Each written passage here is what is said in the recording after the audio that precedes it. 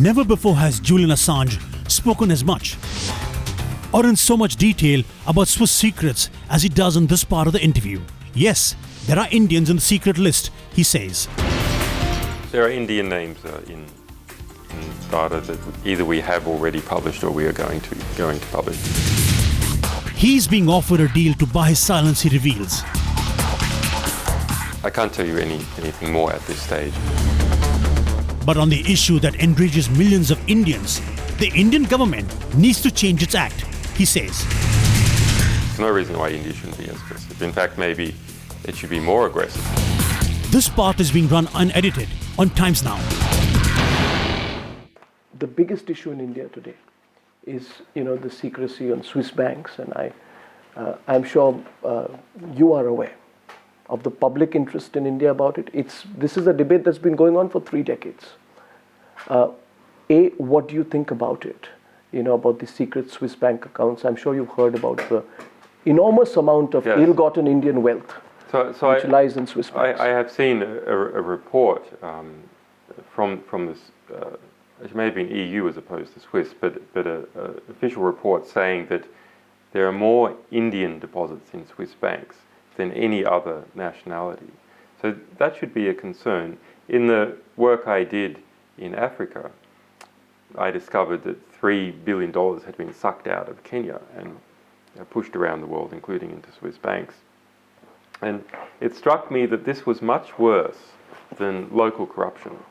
Because when you have local corruption, when someone steals from a ministry and puts it into their company, say within India, and then spends it in India, well, even if the government is losing the money, at least the people of India are not losing the money. Absolutely. But when the money is taken, it's pushed offshore, then every time someone sends $1 million to a Swiss bank, they are buying Swiss francs and they're selling rupees. Yes. And the result is that the currency of the nation is debased. And so that there's a double effect in the corruption. Completely. Everything for all Indians becomes more expensive as a result of that transfer. We, a few years ago in 2008, published a series of accounts of Swiss bank holders in the Cayman Islands. And the Cayman Islands was being used by people around the world to hide assets and to evade tax. In order to open one of these bank accounts with the bank Julius Baer, the largest private Swiss banking concern, one needed at least $1 million in cash. So this is not, when we speak about banking here, we're not talking about normal banking. And that's a defense that these banks often use. They say, oh, you like your bank account to be private, don't you? Well, this is just the same sort of thing. Exactly. This is absolutely not the same sort of thing. It's wrong to call this banking. It is something else. It is asset hiding. And they use laws in Caribbean islands like the Cayman Islands. They use complex trust structures. It is not anything like a normal bank account. They position lawyers, transfer funds, transfer funds all over the place. Make sure there's no accessible names. Use secrecy laws, etc. And the only reason why you would be wanting to put your money into a Swiss bank-controlled place like the Cayman Islands is to hide assets.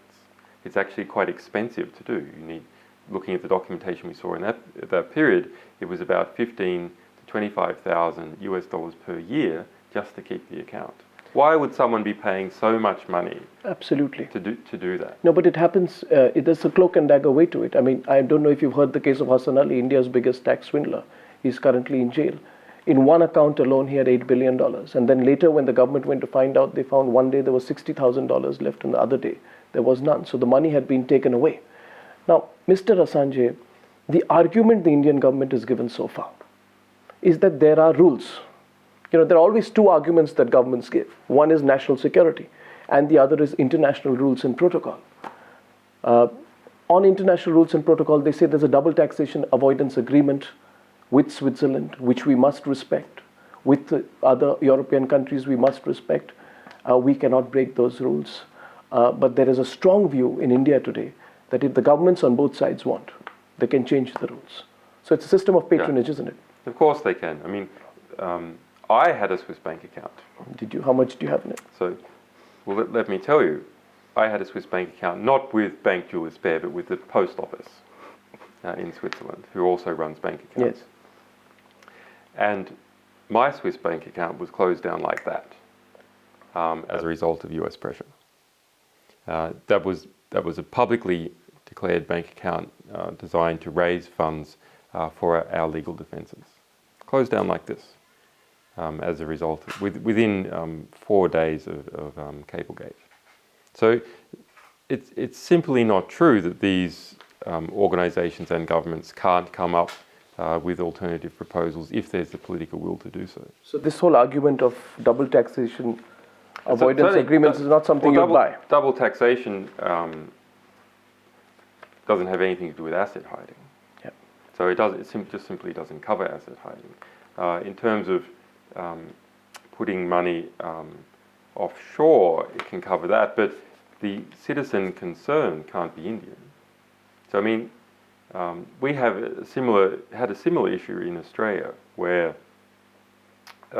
most of the share owners of the mining companies were from overseas, from the United States, and the dividends were being paid off to the United States, and so there was no tax on all those dividends. And the Australian government decided that it would introduce a special tax on the mining companies because the mining industry was making so much money and other industries weren't. It was completely possible to do.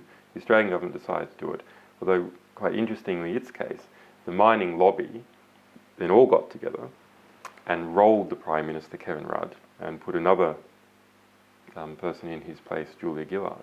And the cables we released showed some of the scheming that had been going on to roll the Prime Minister. So, see, in the Australian case, it was perfectly possible to do legally.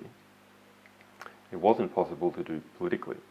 And the Australian Prime Minister, Kevin Rudd, lost his Prime Ministership as a result. Now, on the 17th of January 2011, you had this press conference in which Elmer gave you 2 discs of data in front of reporters. And he said about how this system, the Swiss system, runs exactly what you're saying. He said it damages society. And since then, Mr. Assange, people across India have been waiting to know when this information will come out, because it has the potential of correcting one of the greatest ills of our system. Well, let me tell you what has happened in relation to that. So normally we only deal with anonymous sources. Mr. Elmer and his legal team, for reasons of their own, which I don't understand, decided they wanted a public press conference. He then returned to Switzerland and was immediately imprisoned while an investigation has been taking place. And he is still in prison at this moment. He has not, as far as I am aware, been charged with anything. He is simply in prison during the period of investigation. And we have had an offer through a third party that if we return what they believe to be the data, what that Swiss bank believes to be the data, then they will work to permit Mr. Elmer to be free. So my ability to talk about that subject is, of course, limited by the fact that this Swiss bank has a hostage. So it's a difficult situation for you. It's, the person who's given you the information is a hostage, and as of now, because of that, you're being held back from making this information public. Well, I obviously cannot say whether there was information on those CDs, what sort of information it was, but yes, it is a very difficult situation for us that he is effectively being held hostage. Let us not forget that Switzerland, about 50% of its GDP comes from banking activities. Yes. The last case we did, 2008, regarding the Swiss bank Julius Baer, they tried to close us down. They went to a California court. It was a very, very big case. In the end, we won, and it cost them approximately $300 million in lost profits. They had to cancel their US operations and so on. But Mr. Elmer was followed around by private investigators. That is fully documented and proved, paid for by the Swiss bank. it's a difficult difficult business. You have strong views on it, and I completely appreciate that you cannot talk about this in detail. But let me ask you more generically, that in your heart, you would like to reveal the details. In your heart, I'm not asking you when or in what circumstances, but having known about it, you would like to reveal the details of how the system operates, wouldn't you? Well, we have various types of information about different banking operations in the world. Over time, we have revealed those. In fact, most of the legal attacks on us have been from banks. Banks in Scotland, banks in Dubai, banks in Iceland. We have all received legal attacks from these banks. And we will continue on publishing data about these banks as soon as we're able to do so.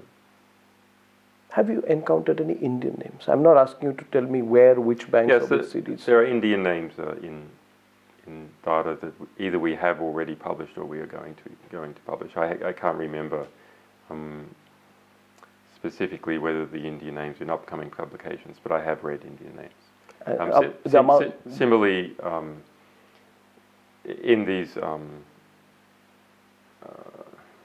private Swiss banking concerns where you need at least $1 million, so it is a significant amount of money, not an average Indian. And it's difficult to identify those names. Anything more you can tell us about? I can't tell you anything more at this stage.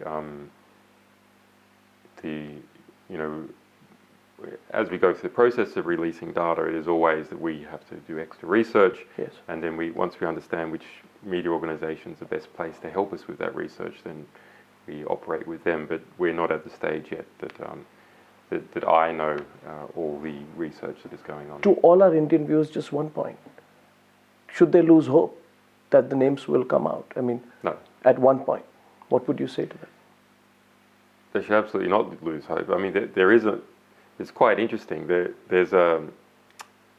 are different forces at play here. I mean, the German government in particular has been very strong in that there needs to be more transparency about banking operations. It has gone so far as to buy CDs off people in Liechtenstein and so on to reveal this information. A very, very aggressive approach by the German government. And the German government is the dominant power within Europe. So those German attitudes are gradually seeping in to Europe as a whole. The United States has also been applying some pressure in relation to UBS tax evaders. So the problem is that as Swiss bank accounts are opened up, there's simply other ways to deal with the situation. So you go and register a trust in, say, Charles, and the trust then opens a Swiss bank account. Well, you might know who owns the Swiss bank account, but what's there is a trust in, say, Charles. So then you have to break the trust in, say, Charles. That is a problem throughout the offshore sector. It's quite hard to deal with. You can sort of get it through regulation, investigation. You kind of get this at the level where, although people can hide their assets in this way, the amount of expense and effort and risk involved in the asset hiding doesn't make it worthwhile. But given the economic and political clout that India wields, any reason India should not be as aggressive? No, there's no reason why India shouldn't be as aggressive. In fact, maybe it should be more aggressive because India seems like it's losing per capita much more tax money than Germany. Mr. Assange, at the very end, you have become an unlikely journalistic icon. You're changing the rules of the game. Do you think there will be others like you? Do you think this form of journalism that you're putting out, today, which you've sort of, I would say, copyrighted, but this is a form of journalism Yes. that is yours, that is solely identified with you and your movement. Do you think this is a form of journalism which will change the rules by which the fourth estate operates in the future? Well, we have a lot of people that are trying to do similar things now that have been inspired by us. Mostly they haven't got anywhere yet. These are at very preliminary stages, but we know about 30 different attempts to do things a little bit like we're doing. People are concentrating wrongly, I think, on the leaking side, protecting sources coming in. That's very important. But it's only useful if you can publish. So the New York Times, as an example, is going ahead and trying to build its own sort of system to protect people bringing it information. But the problem is there's a wide class of information the New York Times simply will not publish. So you actually need both of these, getting information in and also getting information out. But I just earlier today spoke to some people in Kyrgyzstan, and there's a little Kyrgyzstan online newspaper, very aggressive, and for the past 1 month, inspired by us, it has been getting in reports of corruption about Kyrgyzstan and has been publishing them. So that's a domino effect. Do you think the American government will get you? I don't think so, but only because we have a lot of support. Yeah. It really is like that. We have people supporting us, doing a lot at various levels, from demonstrations in the street to just recently, just yesterday, 12 people went to an Obama fundraiser, paid $5,000 per person to sit at a table, and then all together got up and sung how unhappy they were with the White House's treatment of us and Bradley Manning, this alleged source who was in military prison. So that spectrum of support is what is keeping us strong, is what is keeping these forces at bay.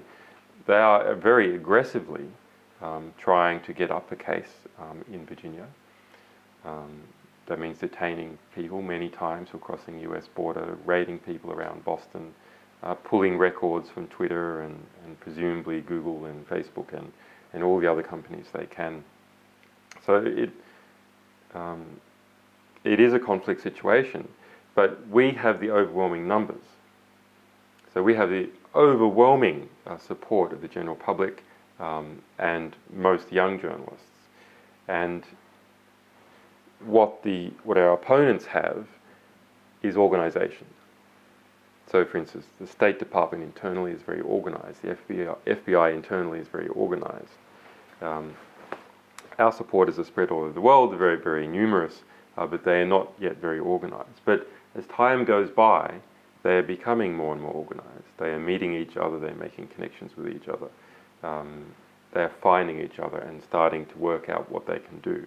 And for example, this event that occurred at Obama's fundraiser, this is not something we organised. This is something our supporters organised by themselves. And as long as that tendency continues, then we will be in a position where we're extremely hard for the United States to act. It's been an absolute pleasure talking to you. Thank you very much. Thank you. Thank you, Mr. Assange. Thank you very much. Thank you.